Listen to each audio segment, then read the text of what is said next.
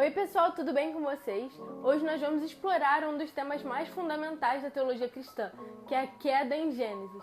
Esse evento não é apenas uma história antiga, mas é a chave para entendermos a condição humana, a natureza do pecado e principalmente a grandeza da redenção.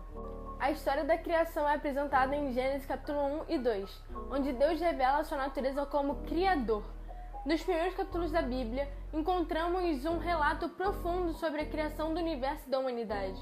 Deus cria o mundo em uma sequência ordenada, declarando que tudo o que fez era muito bom. Ao criar o ser humano, ele diz: façamos o homem à nossa imagem, conforme a nossa semelhança.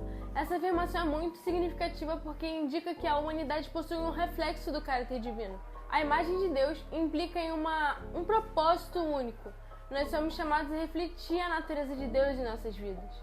Essa relação íntima com o Criador é uma das características que nos distingue de toda a criação. Cada ser humano carrega a marca do Criador, o que confere a cada pessoa um valor intrínseco e inquestionável. Essa verdade é essencial para entendermos o nosso papel e a nossa responsabilidade no mundo, bem como a importância de nossas interações e relações. E principalmente a criação revela a soberania de Deus. Ele exerce autoridade sobre toda a criação e estabelece ordem em tudo que faz. A soberania de Deus é um tema central na teologia e enfatiza que nada está fora de seu controle. Assim, desde o início, vemos que Deus planeja, cria e governa sobre o que criou, estabelecendo um propósito e uma ordem em meio a todo o caos. No Jardim do Éden, Adão e Eva experimentam uma comunhão perfeita com Deus. Deus dá a eles um mandamento claro: não comerás da árvore do conhecimento do bem e do mal. Aqui entra a questão do livre-arbítrio. Deus, em sua soberania, permite que os seres humanos façam escolhas. E essa liberdade é essencial porque o amor verdadeiro não pode ser forçado. Ele deve ser escolhido. O livre-arbítrio é a capacidade de decidir, e é através dessa capacidade que Adão e Eva têm a oportunidade de obedecer ou desobedecer a Deus. A serpente aparece em Gênesis 3 e engana Eva, fazendo ela questionar a palavra de Deus. Através dessa manipulação, a dúvida entra no coração de Eva, levando-a a desobedecer. A queda é mais do que um ato de comer um fruto, é uma rebelião contra a ordem de Deus e é uma troca da verdade pela mentira. O pecado é, portanto, uma condição relacional, uma ruptura da confiança e da comunhão com Deus. Romanos 5,12 nos diz que, portanto, assim como por um só homem entrou o pecado no mundo e pelo pecado veio a morte, assim também a morte passou a toda a humanidade, porque todos pecaram. A queda teve repercussões profundas, não apenas para Adão e para Eva, mas para toda a humanidade. O pecado original nos ensina que todos nascemos em uma condição de separação de Deus. Somos necessitados de redenção. É importante notar que, mesmo diante da queda, a soberania de Deus não é abalada. Deus, em sua onisciência, já sabia que Adão e Eva escolheriam desobedecer. Isso nos leva a entender que, embora o pecado tenha entrado no mundo por meio da escolha deles, Deus ainda tem um plano soberano para redimir sua criação.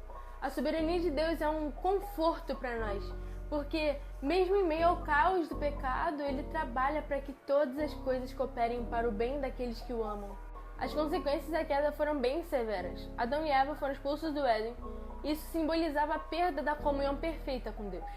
O sofrimento, a dor e a morte entraram na experiência humana, e isso é um reflexo da quebra da relação entre o Criador e a criação. Além disso, a relação entre os humanos também se torna bem mais complexa. As consequências do pecado afetam nossa maneira de viver em comunidade. Mesmo assim, a soberania de Deus ainda se manifesta em sua promessa de restauração. Agora eu vou trazer para vocês o sermão de Jonathan Edwards, Pecadores nas mãos de um Deus irado.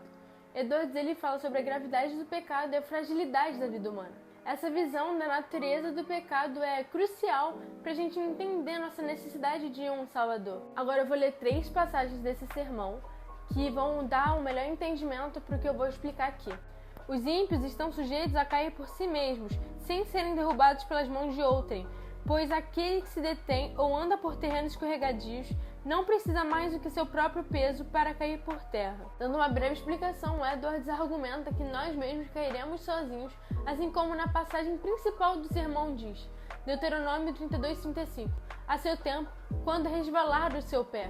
Agora é a parte que nós precisamos estar muito atentos, que eu acho interessantíssima. Eles merecem ser lançados no inferno. Assim a justiça divina não se interpõe no caminho dos ímpios, nem faz objeção pelo fato de Deus usar seu poder para destruí-los a qualquer momento. Muito pelo contrário, a justiça fala assim da árvore que produz frutos maus. Pode cortá-la. Para que está ela ainda ocupando inutilmente a terra? Lucas 13:7. A espada da justiça divina está o tempo todo erguida sobre suas cabeças. E somente a mão de absoluta misericórdia e a mera vontade de Deus podem detê-la. Vamos lá, a partir disso, a queda em Gênesis é o ponto de partida para entendermos essa necessidade da mão misericordiosa de Deus. Se não reconhecermos a gravidade do pecado, não podemos apreciar a grandeza da graça.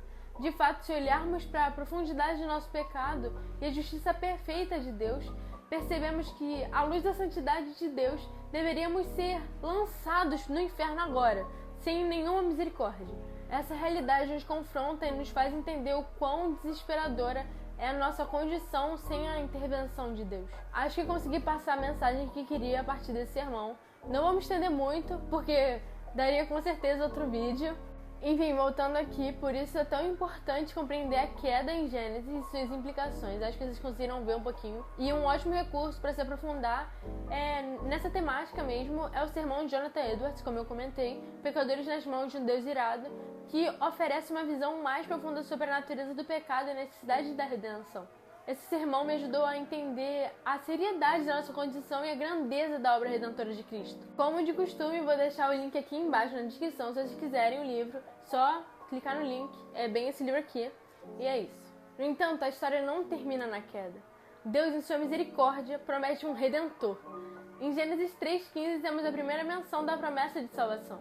Deus anuncia que a descendência da mulher esmagará a cabeça da serpente. Isso aponta para Cristo e a obra redentora que ele realizaria. Através da morte e ressurreição de Jesus, a redenção se torna a resposta de Deus à nossa condição pecaminosa, oferecendo-nos um caminho de volta à comunhão com Ele e, gente, o véu se rasgou, temos livre acesso à sua presença. A queda nos ensina sobre a gravidade do pecado, mas também sobre a profundidade da graça.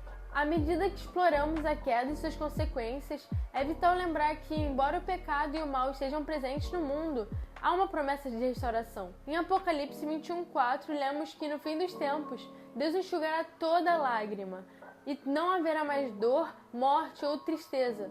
Esse versículo nos dá a esperança de que o mal será expurgado da criação de Deus. A ideia de que o mal será totalmente removido é uma parte essencial da nossa esperança. Deus, em sua soberania, não apenas permite o mal por um tempo, mas promete de que um dia o mal não terá mais lugar. Essa esperança é uma âncora pra gente, nos lembrando de que, embora vivamos em um mundo caído, temos a certeza de que a vitória final pertence a Deus e que Deus nos ressuscitou com Cristo e com Ele nos assentou nas regiões celestiais em Cristo Jesus, para mostrar nas eras por vir a incomparável riqueza da sua graça demonstrada na sua bondade para conosco em Cristo Jesus. Então é isso por hoje, gente. Espero que esse vídeo tenha ajudado na sua compreensão sobre a queda em Gênesis. Se você gostou, não esquece de deixar seu like, comentar e se inscrever no canal para mais conteúdos como esse e que esse conteúdo chegue a mais pessoas. Vamos continuar nessa nossa jornada de fé juntos e até a próxima!